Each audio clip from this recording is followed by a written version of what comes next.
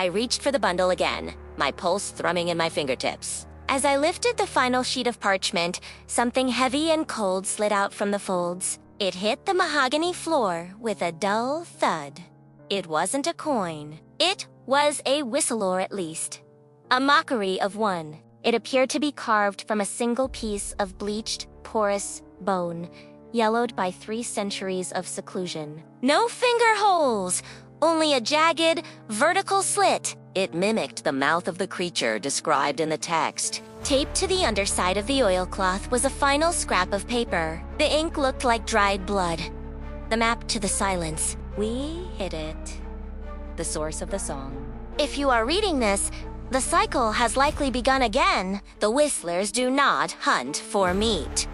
They hunt for voices to add to the choir. Every soul they take makes the melody stronger, louder, harder to resist. Follow the creek behind the Blackwood Manor until the water flows uphill. Look for the tree that grows downward into the earth.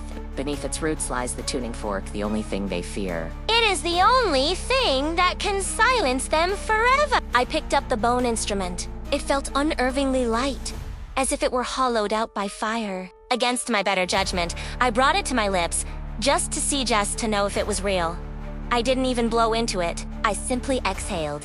The sound that emerged wasn't a whistle. It was a chord 3 dissonant, vibrating notes. They seemed to harmonize with the very walls of my house. The floorboards beneath my feet began to hum. In the backyard, the crickets went instantly, terrifyingly silent. Then, from the darkness of the hallway leading to my bedroom, a response came. It was a soft, melodique toriru, perfect, beautiful. It sounded exactly like the note I had just accidentally struck.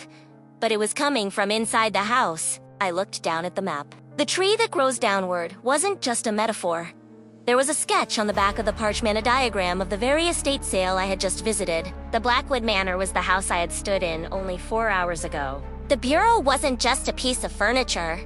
It was a beacon. And by opening the secret compartment, I hadn't just found a story, I had accepted an invitation. The trilling in the hallway grew louder, layering over itself until it sounded like a dozen flutes playing in a cathedral. I realized then that I wasn't just holding a relic. I was holding the conductor's baton.